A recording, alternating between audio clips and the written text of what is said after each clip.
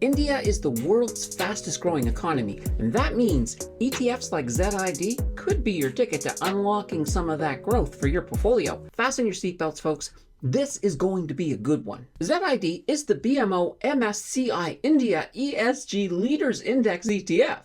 If you are looking for exposure to the world's fastest growing economy, this may be the ETF for you. Before we go any further, I do want to quickly shout out VLG for requesting this video. Thank you for your support. India's economy is growing at a pace that has left other nations in the dust. It is currently the 5th largest economy in the world. We're talking a GDP of $3.85 trillion.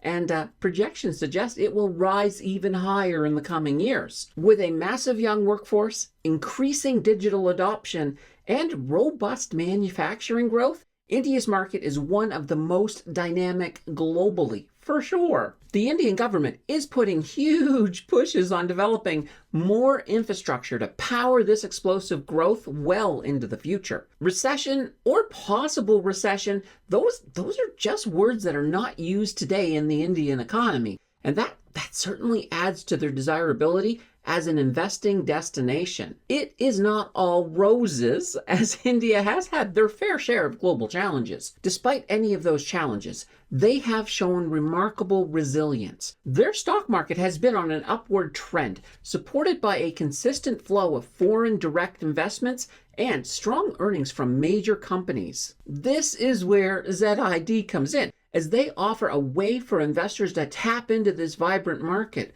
with the ease and accessibility of, well, an ETF. Speaking of ease of accessibility, a sub to the channel makes it easy to find future content. ZID invests in Indian companies that have higher ESG scores. The index they track is the MSCI India ESG Leaders Index, as per, well, the name of the ETF. If you've noticed the ESG part, that also means that this ETF does not invest in the more socially controversial companies. Companies that gain their revenue mostly from tobacco, alcohol, gambling, weapons of all sorts, and nuclear power are excluded. For this deep dive, we are pulling data from their June 30th, 2024 semi-annual financial statements. As usual, I did dig through those statements to see if I could find you guys a few highlights. And here's what I came up with. In the first half of this year, the fund's net assets grew from 114.6 million to 331.7 million. That's not too shabby. This growth is due to increased unit insurance and significant market appreciation. That's that strong Indian market I've been talking about. Total income rose dramatically to 29.8 million, mainly driven by a 25.9 million gain in unrealized appreciation on those investments. That does sound pretty good. But of course, we need to jump into something a little more mathematical to get the real lowdown on this ETF. We need to call on the Archduke of Algebra, the Prince of Percentages, the one and only Mr. Math. As usual, we will begin with a little surface data. At the time of recording, their current value was $50.60, and they had an NAV of $51.45. Those net assets under management continuing to increase all the way up to 430.74 million. Their beta, 0.55. This means they are about half as volatile as the market average.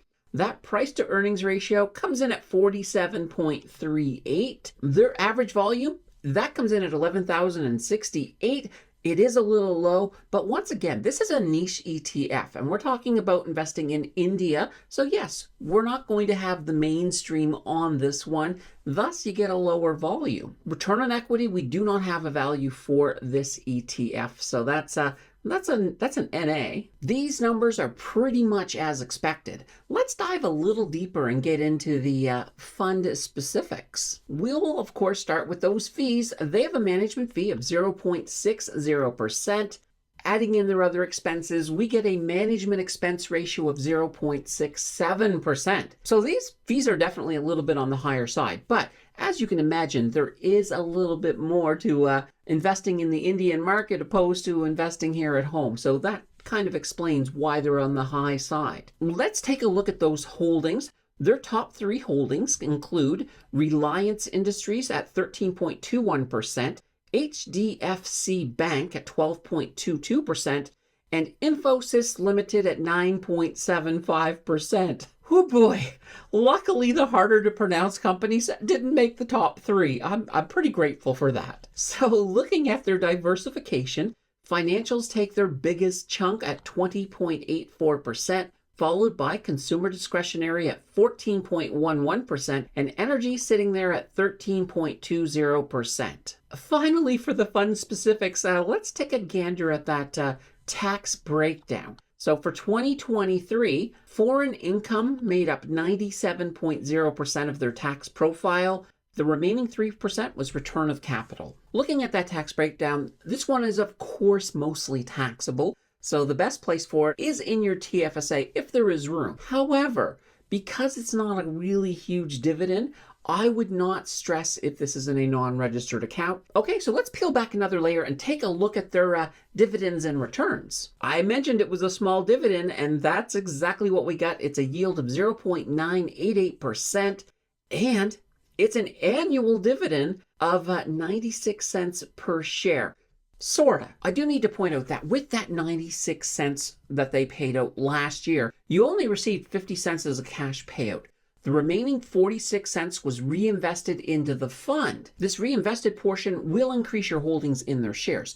And thus at tax time, it is still treated as dividends. This year, I don't know how this is going to look. I will say that in their report, they did say that for the first half of this year, they have not reinvested anything. So maybe it'll be a little bit lower this year. We'll have to see, of course, when tax time comes around. Let's look at those returns. Their 3-year return on investment coming in at 22.25%. If we factor in those dividends, we get a total return of 30.76%.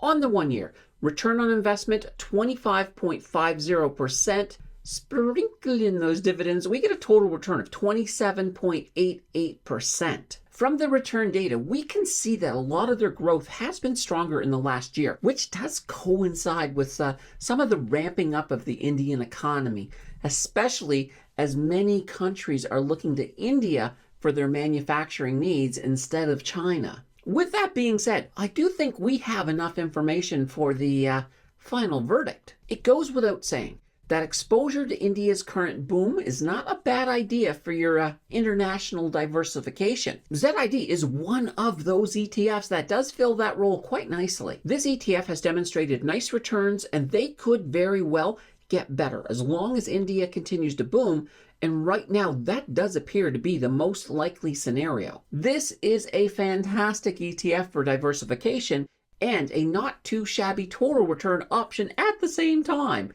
This would be a good fit for most portfolios. Of course, those income investors may not be too keen on this one, as the dividend is nothing to write home about. Nonetheless, I do like this ETF, and I think it is definitely one to watch. If you are interested in ZID, don't forget to put in a whole heaping helping of due diligence before you place any of your hard-earned money on the table. Let's continue that learning journey by checking out this video on blue chip ETFs.